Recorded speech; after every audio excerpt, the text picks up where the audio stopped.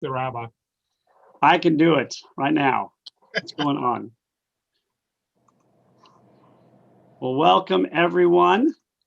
I think we're still booting up, but we are so privileged to have Curtis Purdy here with us on the Rabbi Interviews. Thank you very much. We also have Adam Solander on with us, who we've interviewed before and is going to help us as we interview him. And for those of you who do not know him, he is a terrific guy and a terrific addition to our community. He was already doing a lot of stuff before he was elected, but let's take a little bit about him. He was born in Michigan, which, as we know today, of all days, is one of the most important states and certainly one of the ones most talked about. He graduated after attending the School for Criminal Justice and entered into law enforcement at 19.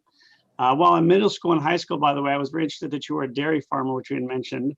He graduated then from the Flint Regional Police Academy with then an associate degree, moved to Savannah in 2005 and joined the Garden City Police Department, then became quickly a detective and then supervisor over investigations. At the same time, he completed his BS at Criminal Justice Administration and was promoted to the rank of patrol sergeant. 2015, he took his current post, which is a lieutenant for Armstrong State University, which of course is now Georgia Southern's University at the Armstrong campus. And then he received another promotion to the rank of captain, which I believe is the rank you have today. Yes, sir. Okay. In December of 2018, he also got his Master's of Science in Criminal Justice from Georgia Southern University. And as you know, if you've had a chance to meet him, he does an incredible amount in the community. Now, not only has he worked for the police department, where many of us got to know him, but also he's been volunteering at so many different events that it's almost like he works for every organization. So whether it's senior centers, local neighborhoods, businesses, whether it is with churches, and it's just basically he's everywhere. And we were so thrilled when he was elected this past year to the District 6 position of alderman, which he started in December of 2019. And again, he has worked tirelessly, as we know, as a member of our community in so many ways. He is one of the people we all look to. And I had the privilege of going to lunch with him the other day and asking him to join us. And so we're so pleased. As you know, this will be live on YouTube and then people can watch it later. And I'm so happy that Adam's here also to ask any questions. So first of all, Curtis, I was Curtis. Either or, yeah. Either or. What brought you to? That's Mr. Purdy. That's Mr. Purdy to me. What brought you to Savannah in the first place? It's kind of crazy.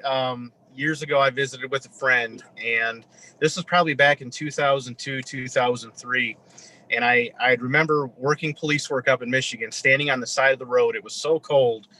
The snow would come, pouring down or drifting down, however you want to look at it, depending on the snowstorm. But I remember just standing on the side of the road working, my pen freezing up, not being able to write. My toes were cold. And I said, this is it. This is it. I got to find somewhere else to go. It's too cold.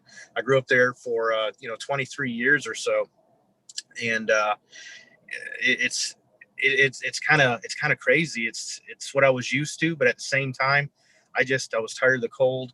And then of course, economic impacts of a declining auto industry in Michigan took the toll on many local economies and then some jobs. And my job wasn't really in jeopardy, but I could see the writing on the wall. The police departments around the state were reducing their force, their budgets. So I remember coming to Savannah back in 2002 and visiting, and I thought that I'd never seen a place like Savannah. It was so rich in culture, so rich in history. I'd never seen a palm tree before. I'd never seen moss hanging from a tree. So it was very unique. And I told myself that day that I was standing on the side of the road when my pen froze up in Michigan, that Savannah was the place I was going to go. Knew nothing about it other than than downtown Tybee Island and some of South Side at the time. But here I am, 16 years later. Hey, Curtis, if it makes you easier, I moved here from New Hampshire, so Oh, wow. I get it. And when people ask me, why did I move here? I must simply tell them, I didn't want to get old in the cold. No, I know that feeling. Oh my gosh, yeah. Sure. And I'll be going to Michigan possibly for the first time in a couple of weeks. Oh, perfect. Yeah, so Perfect.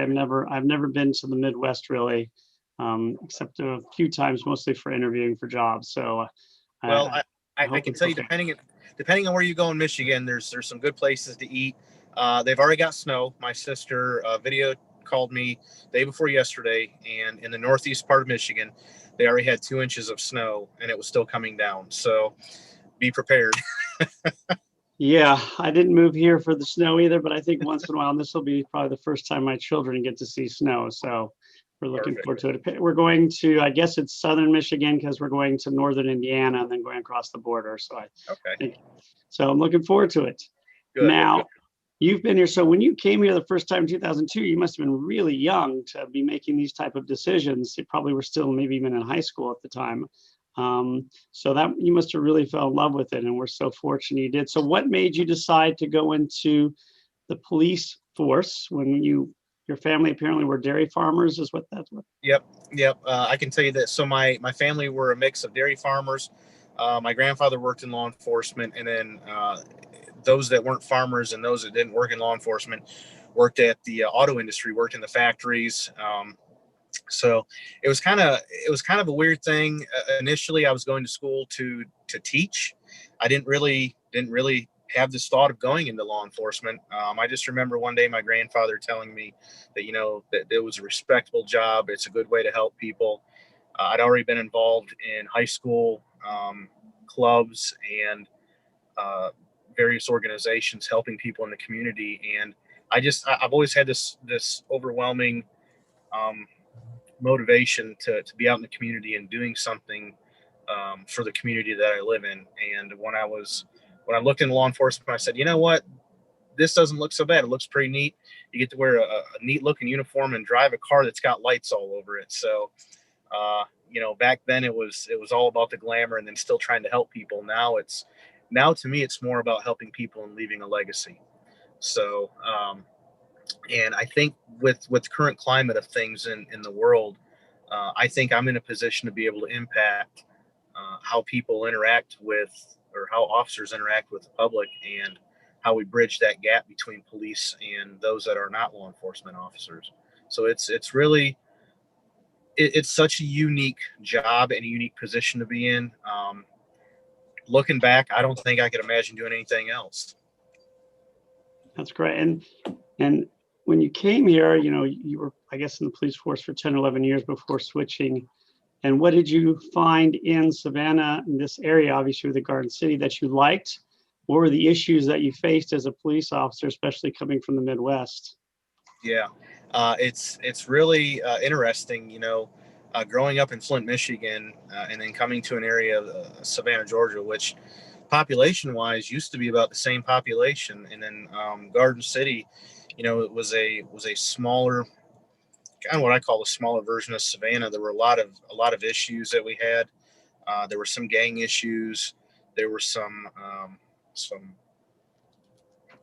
socioeconomic issues in the community, and I think that as an officer, I always like to be challenged. I always like to have some sort of, I don't call them problems, I call them opportunities, because to me, there's not really a problem, there's an opportunity to solve something. So I saw the opportunity to be able to kind of dig my claws into the community and try to help in any way I could.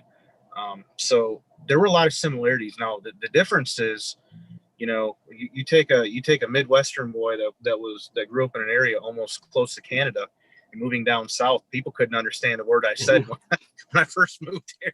All I would get was, "Boy, you ain't from around here," and people would always laugh about my dialect or accent, and What accent are you talking about? yeah, I don't get it. So no, it's really unique. I think the the law enforcement here, I'd say there's a big difference when it comes to how we address things, and um, how we talk to people. I know policing in an urban or rural environment up in Michigan, we all face the same things. We face socioeconomic issues. We face poverty. We face homelessness, and those are all things we battle here. Being removed from the Midwest for a long time now, and being down here, um, you know, I don't know how to compare it. I just know what I see when I go back up there and talking to some of my former coworkers. Regionally, things affect us differently. So up there in the rural areas, heroin, has become a huge thing, and it's meth and heroin. Sorry, meth and heroin have become a huge thing. So, looking at drug problems in the city environment, you might have a more of an opioid issue or a crack issue, depending on the community that you live in. It's just different. I think a lot of the ways that we enforce the laws are the same all over the place. Um, I think that we just kind of battle things. We battle the same things all over the place, but we handle it a little bit different in each region. And you were a policeman actually in Flint? No, no. I was trained in Flint. I um, worked in a small department north of Flint, and then the very first department I worked for was a rural sheriff's office, way up north in Michigan. So I've had a little bit of urban, a little bit of rural, and then when I came down here, it was really urban. I was born and raised in Flint, and then trained at the police department there, and then went from there to another smaller police department. Because I was always of the impression that Flint was one of the more dangerous urban areas in the country, which would be great training ground for you. I mean, I don't know that the urban issues are the same, but certainly the danger has to have been the same. Yeah, I think the danger was the same, and I think it was a little bit worse in Flint. Looking at some of the issues, the decline in the auto industry, back then we didn't have the water issue. At least we didn't know about the water issue. I forgot about that. Right? Yeah. So when you have a city that maybe at one time had 360 some officers, and then all of a sudden, 10 retire, and then 50 get laid off, and then before you know it, through attrition, you're down to 100 officers. Wow. Police city that's the same size as Savannah. Where all of a sudden, we'll just say 15 to 20,000 people no longer had jobs because of the decline of the auto industry and places shutting down. People get desperate. Human beings act differently when they have a need for survival, what I call the need for survival. And you'll see people trying to do things to feed their family. You'll see kids that have joined gangs because they needed a place to belong. If mom and dad, or if mom or just dad or whoever are in the house working 2 or 3 different jobs just to make ends meet, and the kids, they don't have that sense of true family because they never see their parents. So all they see is the gang or whoever their friends are. And with a ton of abandoned buildings in Flint, for the longest time, they were dealing with arson issues. They were dealing with gang violence, shooting, violent crimes were up probably in the mid 2000s. They were mid to later 2000s, I think, the first part of the century there. They were really, really one of the most violent cities in the United States of America. And, part of the Flint project now, they're trying to revitalize areas of Flint, especially downtown, where you have University of Michigan Flint, Mott Community College, and some other healthcare places. They're trying to redefine how Flint is, and there's a lot of cities in Michigan like that. Detroit, was the auto capital for the longest time, and when a lot of these jobs they just went away, people weren't readily trained for what was next in our community. If tourism in Savannah went away today, what would we do next? What would be the biggest thing that we in Savannah could do? And I think putting all of our eggs in one basket is a dangerous thing. I think we have to think outside the box. Now they're looking at different technology schools coming into Flint and coming into various places of Michigan, where they can train people for careers that are relevant, and careers that are going to be there and be sustainable for the community. So going back, yeah, Flint was a very dangerous place. I think that we have the same issues, but I think they're a little bit more pressing there. But a similar demographic to here: Yeah. White, Black, Hispanic. Yep. Yeah, absolutely. And welcome again, everybody. We're interviewing here Curtis Purdy. We've got a few people here with us today. We started a little late, so Larry, if you have any questions, please ask away and just unmute yourself. Now, you came to Savannah, and what do you see in Savannah are the areas where we need help from a police perspective? And then we're going to go into your new position. Okay. From a police perspective, there's a couple things that we've battled. I would say for the longest time there was this thought or this misconception that Savannah didn't have gangs.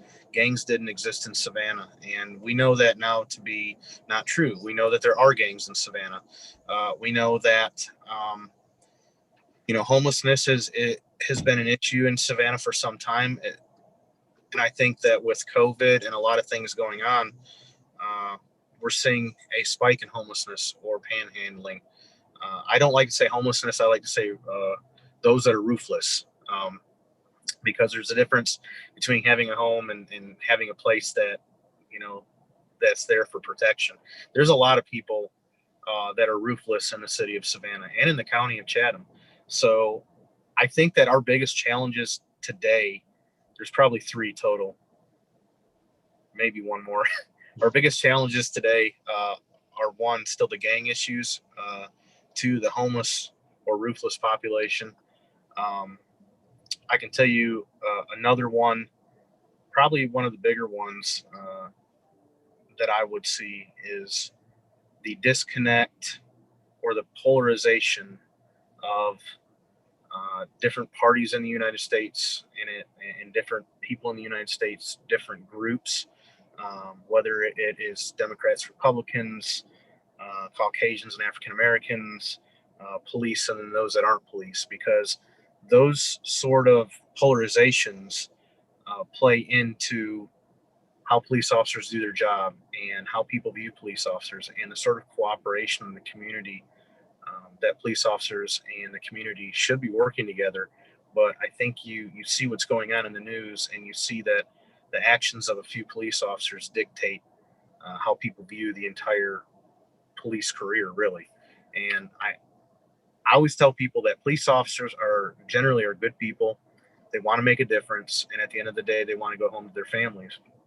They don't have malicious or ill intent, but there are a few out there that really shape and define our organization as police officers. Each career has them. Every career has those groups of people that probably shouldn't be in that career, but they make it, and they make us kind of a stereotype, and I hate it because I think it just gives the bad perception to folks out there, when most of the people really want to do a good job and want to make a difference in the community. And you certainly have been one of those people, I'll tell you. Now, let's get to where you are today. So you are now alderman. You were elected at a very interesting time, and I'm going to invite you to talk about that. So what made you decide to run for alderman? I was in my police career at that time. I want to say about 18 years, and I was total, and I was thinking, there's got to be more. There's got to be more. And I always wanted to get more involved in local. I won't say politics. It's probably being more involved at the local level. And I remember, various issues going on in the community. Homelessness was an issue. I could only address it from a police perspective. I would see businesses out there not surviving. There were a lot of nonprofits out there, and it was like, how do we get everybody to work together? And something clicked one day, and I said, you know what? I've been doing public service a long time. I think I could handle this, and decided to put my name in the hat for alderman of District 6. And I've never worked so hard in my life, campaigning and having a full-time job and still volunteering, at my church, other organizations. And it was very overwhelming, but it's so rewarding. Did you say church? I did. I thought you were Jewish. What's that? Oh, no. Yeah, no, if you can't tell. No, I do. I volunteer at my church. You can give a shout out to your church as well, if you don't mind. I will. Asbury Memorial. Billy Hester, one of the greatest pastors that I've ever had the pleasure of knowing. And I can tell you that he keeps me busy, but I probably keep him busy as well when it comes down to it. But how do you work a job and be an alderman? Everybody asks me that $1 million question, and I have the $1 million answer. I will tell you, it's something that one of the other aldermen have told me, and it's something called stick-to-itiveness. And it basically, I balance my time the best I can. I always have a goal in mind. I work throughout the day. I take my lunch breaks, and will usually make phone calls, visit constituents. At the end of the day, when I'm done with my job, I am round and about, going all over the community, making phone calls, sending emails. It's a very delicate dance. It's a very delicate balance, I think. I have the wonderful privilege of having a good employer who has, the Georgia Southern's been very, very grateful to me, helping me in my position at my job, and working with me to also serve the community. So it's just sticking to it, knowing at the end of the day that I have two jobs. I've been working like this all my life. I'll be honest with you. I've always had 2 or 3 different jobs, having 2 full-time jobs, because an alderman is a full-time job. People say, well, you get paid to be an alderman. I always tell people, no, you don't. The money that I make from being an alderman goes towards expenses for being the alderman. So you really don't get paid. Curtis, what have you given up of your personal life that you most regret by doing both of these things? I will tell you something that I gave up, and it was that quiet meditating time to myself. And I've had to pull that back into my own life. I think the other thing, because to me that meditation is so important. It's so important to sit there quietly, reflect, discern. And I gave that up for a while, and I had to realize that, hey, I need that. That's healthy for me to have that, and it's a must have for me to be successful. So I think the biggest thing now that I've given up is, I would say, having that social time with close friends. Now it's more of a, hey, let's get on FaceTime and talk for 5 or 10 minutes, and that's all we get. It's such a blessing when I get a chance to go to some of my friends get-togethers, or one of their kids' birthday parties or something. But I stay so involved. Now my social circle, as I call it, it includes almost anybody and everybody. It's whoever I run into during the day. It's whoever I talk to. It's my constituents. It's fellow council people from other cities. It's so weird. It's almost like you give up having that personal time, or being able just to walk away from some things. And I'll give you, for instance, I'd love to go to Michigan once a month if I could. Fiscally, it's probably not possible right now. Having the time, it's not even possible at all. It's not probable at all. So it's I think it's that delicate balance of time, and I've given up a lot of time. And I think the other thing that mostly, I don't want to say I've given it up completely, but I wanted to start the doctorate program to get my doctorate, and I put that on hold. I don't know that I've ever given that up, but I put it on hold to pursue doing this work for the community. And you also, interestingly enough, chose to be an alderman, or run for the position, at a very, very strange time in our history. So you start at the end of December, early January. You're just getting your feet wet, 2 or 3 weeks, 4 weeks, 5 weeks. All of a sudden you start to hear something coming, and then it hits. So how has life as an alderman been with COVID-19? It has been the most unique challenge that I have ever been a part of. I can tell you that, I've had other political folks reach out to me and go, this is what we did concerning the budget. This might be helpful here. This might be helpful there. But when it comes down to COVID and trying to set policy, manage, balance a budget, be involved, be that conduit between the community and the city, be that advocate between nonprofits, there's just no playbook. There's no there's no way of knowing how we should or shouldn't do things. It's sitting back, looking and assessing the situation and going, hey, this might work, or looking at it from a logical standpoint and looking at it and trying to make our best guess in the future of what may or may not happen. We're still deep into COVID right now, and I can guess that at some point, there'll be a vaccine for COVID, and then at some point we'll continue with a new normal, and that's been a coined phrase in 2020 is the new normal. What does the new normal look like? Is it people wearing masks in the public all the time? Is it fewer than 50 people at a gathering all the time? So we don't know. We don't know. All I can say is it has been the biggest challenge I have ever had, and I've had plenty of challenges in my life, but this has been by far the biggest. And I think so far we've done a fairly good job. We've just never lost sight that we have a job to do. At least in my mind, I've never lost sight that I have a job to do, and that people and people's health are priority. So to me, at the end of the day, whatever decision I make, I can sit back and go, you know what, that was the best decision I made at the time. And we'll go first to Adam and then Larry. Hey, Larry. All right, Larry, you first, Larry. Oh, okay. Yeah, you'll have to pardon me. I came in a little bit late. And would you turn up your mic, Larry, or speak a little louder? Sorry about that. Oh, can you hear me? Yeah. Okay. Yeah, I apologize, Curtis, and everybody came in a little bit late, but could you briefly go over what is the role of the alderman?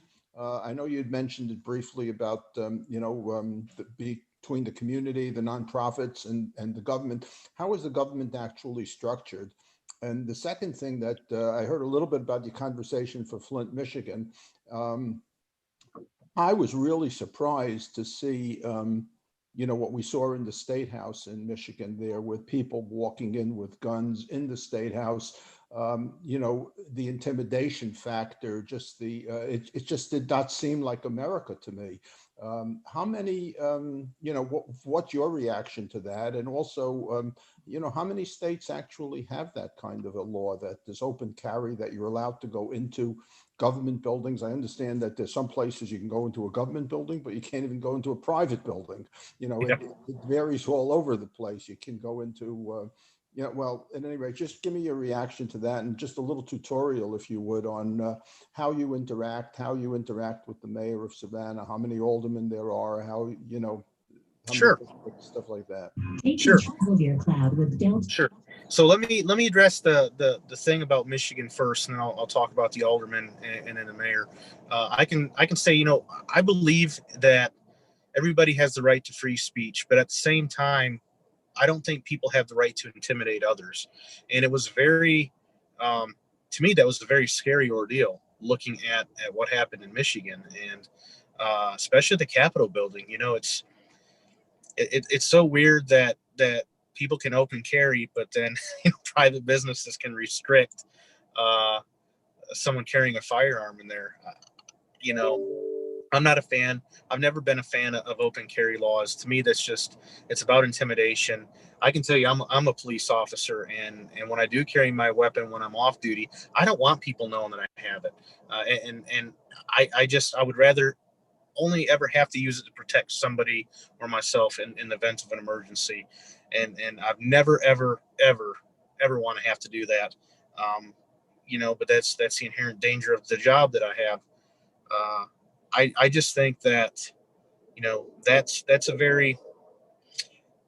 it's very delicate, because you have to outweigh, people's rights, the freedom of speech versus, what's intimidating, and is it a greater danger to the greater good of people. When you look at the situation that happened at the Capitol in Michigan, it's just, to me, it's just scary. It's intimidation. And I think, it was you probably have to look at it that, hey, do we go out there and do we make a scene? Do we start locking these people up, arresting them? Because I think what you have is, there's a lot of hate going on right now. There's a lot of intimidation and fear, and it's all different levels of the United States. So I don't even know if anybody heard about that, but after that incident, there was the plot to kidnap the governor of Michigan, and it We was could not have heard about it. How could we not have yeah, heard about it? Yeah, of course. Of yeah, course. And the governor of Virginia. yeah, and it's these extremist groups, and these are the same groups of people that you have at the Capitol building with guns. So, you know, people are these extremist groups are dangerous, and it is all about intimidation and instilling fear in people. So, to me, that's scary. I think that there's some laws that have to be changed, but when it comes down to it, you have to look at the politicians in office and what exactly is their motivation for not wanting to change the law. Or I think it goes way deeper than that. I think you have special interest groups, lobbyists, those sort of people, that when they get to certain politicians, they'll say, hey, we're going to donate to your campaign, or we're going to help you out with your campaign. You scratch my back, I'll scratch yours. It's not supposed to happen, but it happens, and it's wrong. We need to look at how people are treated, and we need to look at what's best for the good of our people. And I think that when you allow people to open carry like that, especially in an area like the Capitol building, of holding the signs that they were holding and walking around with AR-15 guns. I mean, there's a fine line between carrying a weapon to protect yourself and then carrying a weapon to cause intimidation or fear. So to me, that was a disgusting display of intimidation. It should have never happened. Thank gosh it didn't go any farther than what it did. But going back to Savannah and the aldermen, so there's 9 people on city council. The mayor is one person. There are 2 at large, and then there are 6 district alder folks. So you have 9 total. The city of Savannah government, basically the mayor acts as the chair of council, kind of the team leader, if you will, and the city manager takes direction on a daily basis from the mayor. So the city manager basically runs every department in the city with the guidance of the mayor. And we as city council, alder people, I say alder people or alder folks because it's men and women, and alderman would just imply men, but we're looking at changing some of that stuff. So bear with me, but alder people. So us alder people are representatives of our district. I make recommendations, and I meet with people in my district, business owners, community members, anything that happens that the city that has some sort of control over. I'm that go-to person. I'm also that go-to person for other matters in the city outside of my district, because we will all make decisions. We'll all vote on things citywide, but we all represent a certain area. So you have a portfolio, so to speak, of specialization, even though you're from a particular district. Yes. Okay. Yep. So we shape, mold policy, try to set policy, ordinances. So we look at the budget, we set the budget, and then we look at how we spend the budget, and then we approve or amend and sometimes deny recommendations for the budget. So we try to keep a balanced budget. We try to make sure that our city workers are taken care of, and that the taxpayer gets the most effective and efficient service possible without overspending, so to speak. So and I always say there's a lot more that goes into it, because I could get a phone call. I've gotten several phone calls today, some about road repairs that need to happen, some about a community center that we're looking at doing, others about youth development. I've got some from a nonprofit about how they want to get involved in the community. So I may take between 10 and 20 phone calls a day on various things. Sometimes I'll get phone calls about neighbors that aren't getting along. And I just happen to be the alderman for that district. So I try to mediate, or I try to, give them the right resource to help solve their issues. But I'll take between 10 and 20 phone calls a day, sometimes about 30 emails a day regarding anything and everything to do with my district or the city as a whole. Can I ask also another question? How is the city funded? I mean, most places are funded through property taxes. Is that still the primary Yep, that's the primary. We've got sales tax, business tax, property tax. There's other various fees that come into play, like parking fees, SPOS money. SPOS money are specific funds that go towards capital projects, like road repairs, infrastructure, community centers, parks, those sort of things.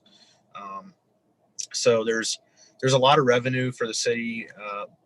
We got hotel motel tax. So there's taxes, property taxes, sales tax, all that stuff. Yeah.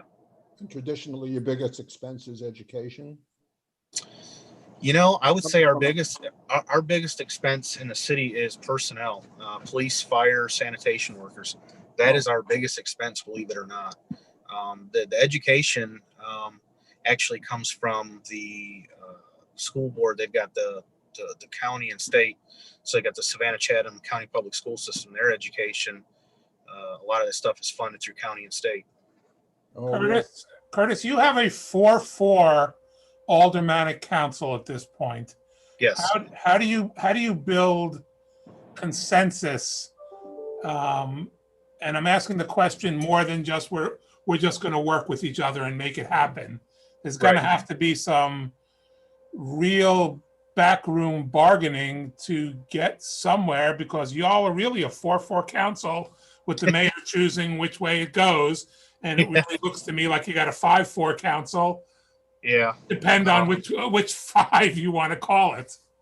I'll tell you this. So, if you're looking at all the votes that we've done, at the end of the day, we have a majority of the council agrees on almost, I'd say probably 85 to 90% of the things that we take a vote on. We're all consistent. We all know what we want and what our folks want for the city. So when we start looking at some of our specific projects, 10 to 15% of what we meet about, that's when we have those heavy discussions. And I think that having some of those sidebar conversations are good. I think that sitting down and talking to some of the fellow alder folks are good. I've done that before. They've done that with each other. I think the biggest thing to me, and it's probably what makes our meetings go on so long, is getting out and hashing that out in a meeting for the public to see. Because I think it's important that if I have a viewpoint and someone else has an opposing viewpoint, that we hash it out in the meeting so that folks understand why we vote the way we vote. Or maybe there's 2 sides to it. Maybe we don't need to take a vote. Maybe we need to table it until we talk some more. But there's been a lot of discussion about the 5-4 vote, and the 5-4 vote has only happened a small percentage of the time. The majority of the time, we're all in concurrence of where we need to spend money, what we need to do, how we need to move the city forward. Big ticket items like the city manager search, or maybe something specific for the canal district or arena project downtown. Those are conversations where we've had to table it because we just couldn't come to a consensus, or we wanted more than just a 5-4 vote. So I think there's further discussion that has to take place, and I would feel more comfortable postponing something for a month or two and then getting a majority of council really on board with something than passing something 5-4 where almost half the council isn't satisfied with it. Just a quick follow-up question. In the old days, before your time, the way the city council worked is that there were certain people who sat in certain seats because they represented not a district, but a power base. And most decisions were made before the meeting. They figured out how it was going to happen. Does the open government regulations make it hard to do that now? We try to be as transparent as possible, and I can tell you that with the regulations that are in place, we look at ethics and transparency. I think we do a fairly good job of coming to the table open-minded. I mean, we all have our certain biases on how we want a vote to go or how we envision something ourselves. But I think that coming to the table open-minded and keeping in mind that we vow to be transparent, I can tell you that we don't have that mindset where we come to the table already knowing what we're going to do, or that deals have already been brokered behind doors, because I know that was an issue in the past, and we wanted to define ourselves as a council who's completely different than that. So that's probably why there's a lot more personal disagreement on this council, and that's probably why there's such a long meeting of the council when we do meet, because we're putting this stuff out there, we're discussing it. We're very passionate about what we do, each one of us is. So yeah, I think we're doing a good job being transparent. Oh, I would say y'all are definitely known as a different type of council. Amen. For those of you who are out there who don't know what he means, besides the fact that, of course, everybody's got their individual personality, I don't know how often it happens, but in the case of our city, every single alderman or alderwoman is a new person in that position except for one. So out of all of them, only one stayed. Of course, the mayor had been in a position before and left, but everyone else. So it's a completely new group of people with only one returning person. So that must have been a really interesting beginning. Larry. Yeah, Curtis, you had mentioned something before that was interesting with respect to the auto industry in Michigan, and that Savannah, is highly dependent on tourism. SCAD, of course, has been a major, player now in revitalizing, I would say, the historic district, and, bringing in not only students, but just, in general, bringing people into Savannah.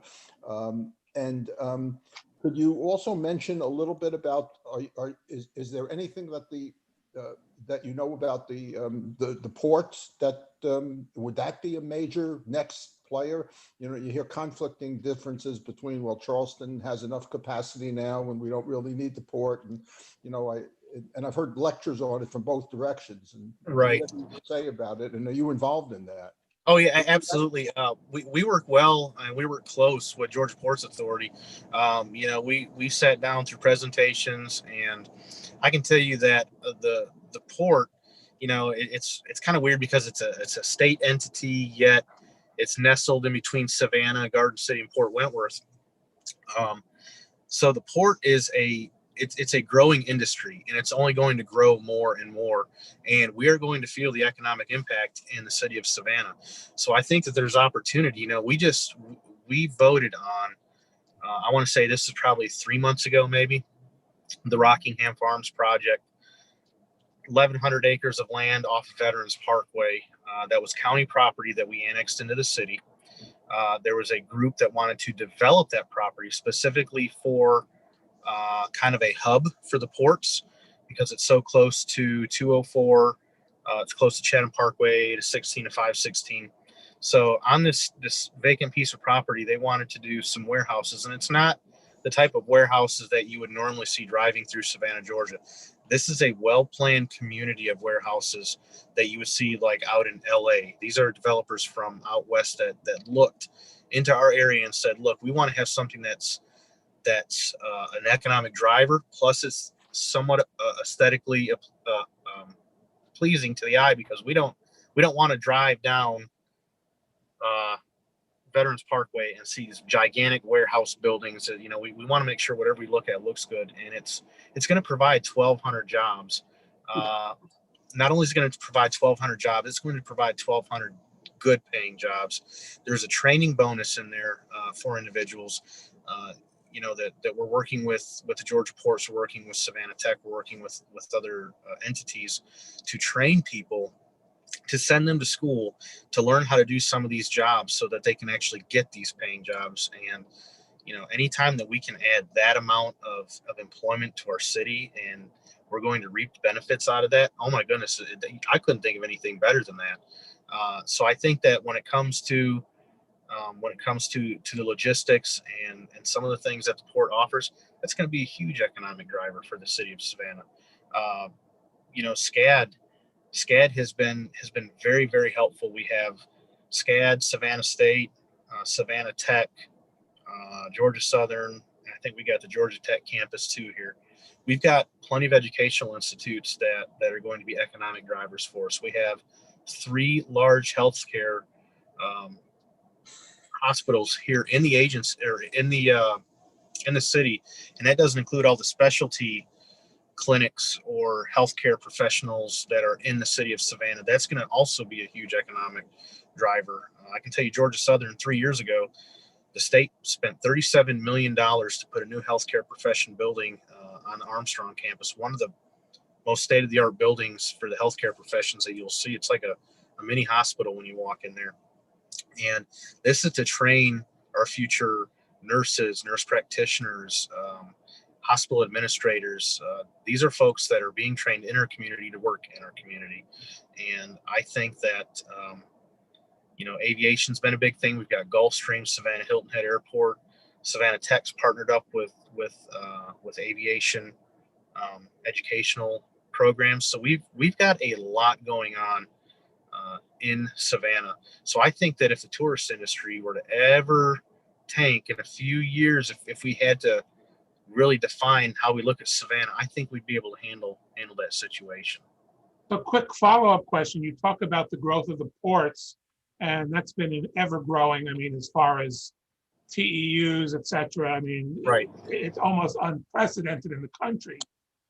Yet the ports does not seem to really be particularly a citizen of Savannah. It is not a big player in the United Way. It's not a big player in almost any social service, of course, because it's at a state commission. How does Savannah harness the incredible amount of revenue that is coming through the ports that really does not inure to the benefit of the average Savannian, other than that it may be making a logistics job, which may or may not, there may or may not be somebody from this area who can get that job. Right. I personally would love to see an impact fee from containers coming into the port, going into our city budget. I think it's important. I think that's going to be some real conversation and lobbying from all of our city council members to state legislators. And, that was a conversation that started right when we got into office. We were already, we were already into, I don't remember how far in the legislative session we were in when we had those conversations, but we had a list of items, some sweeping changes that we wanted to make as a city council coming in. And I think impact fees, to me, they're extremely beneficial and important.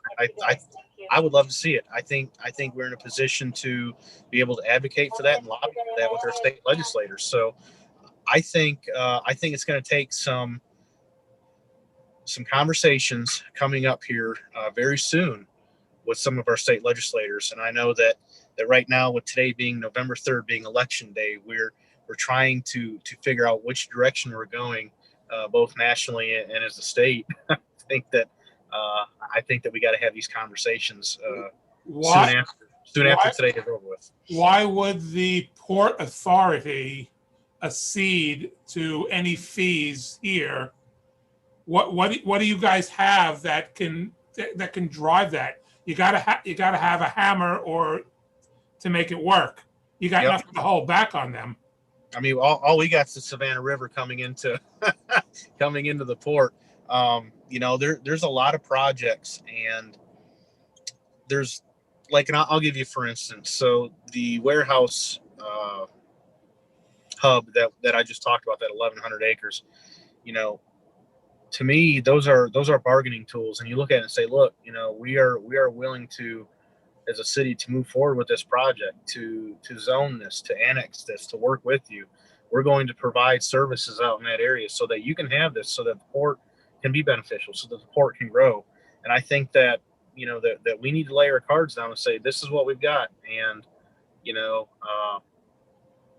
we're just going to have to be aggressive when we do it. And I think it's going to take the help of the state legislators and,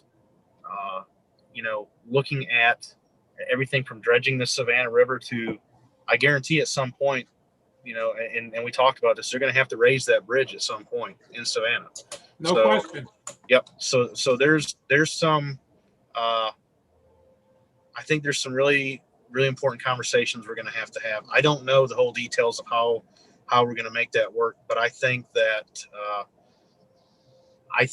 as long as we stick together as a city council moving forward, with that thought of having that that container fee. We're all in favor of it, and I think that if we stand united with our state legislators, I don't think they're going to be in a position to say, no, we're not going to do that. I mean, look, you have another commission here that's statewide, which is obviously the convention center. Yep. How y'all have monetized that by is having a room fee. A container fee would almost be the parallel to Yep. the other state commission. Yep, absolutely. Robert, it's you. Well, these are great questions. I'm going to ask one final one before we conclude, and that is, how does it feel to be an alderman, alderwoman running in the city today on election day? How does it feel to be in today's world? And not running. Not running, which I'm sure you're very happy about that you're not running today. I will tell you that I could not imagine running for political office in the times of COVID, if you would. It's so hard because I'm a people person, and I'm that social person that has to have face-to-face contact. And the majority of my campaigning was done door to door in my entire district. There were days where I would go to 200 houses, and that's a lot. You think, oh, you can hit 200 houses. That's this whole neighborhood over here. That's a 7 to 8 hour venture easily. And man, my feet were tired. I had to have a good pair of walking shoes, but I could not imagine doing things via Zoom, or not being able to go to some of these functions, or not being able to go to a get together or a community event now. And really, we're not really having many community events. So to me, I got to give kudos to the people that are running now, and then those that get elected, because it was hard enough doing it when I was doing it, campaigning. I just couldn't imagine doing it now. Now, looking back on this day a year ago, it's like, oh my goodness, look how far I've come, and it still feels like I'm just barely getting started. There's so much work that has to be done, and it's true, there's so very little time to do it. It just, to get everything done that we want to get done, it takes time. It takes time to plan. It takes time to coordinate. It takes time to research, because what I don't want to do is put something forth without having a good plan or done my research, and then do the citizens a disservice, or in some way have it negatively impact our community. So I am very grateful that I'm in the position I'm in. I'm very humbled to be in the position I'm in. Everybody always says, oh, alderman. I said, nope, it's Kurt or Curtis, whatever you want to call me. It's not alderman. I'm a normal person, however you want to define normal. I'm a normal person who just happens to be working my hind end off. So that's how I define myself. So I would tell you that I did not vote for you. But then again, I'm not in your district, so I couldn't have voted for you. And I have to tell you, I admire what you did. It took a lot of what we call chutzpah. Yes. It took a lot of nerve for you to run against, I think, was a 3 or 4 term alderman. Yes. Coming from outside of it. And I have nothing but admiration for what you did and for what you're doing, because I think you're advocating for all the citizens at large. And that's much more important than just doing your district. You're doing everyone. And if everyone was looking that way, I think we'd all be in a very different place. So kudos to you, and thank you for doing it. Thank you. Thank you very much. I really appreciate that. And I can't say it better. I concur 100% with Adam said. I'm a little different because I did vote for you 17 times, even though I'm not in your district, and it was my pleasure. So Larry, do you have anything else you want to say before we go? And this is Larry, by the way, and this will be on YouTube. As I told you before, it'll be up there permanently. So if anybody wants to go, but again, it's been our absolute pleasure. Thank you everyone for joining us. And we look forward to seeing you in the future, and we'll see you later, Alderman. Thank you so much. Thank you, Mr. Thank Alderman. you. Thank you. Take care.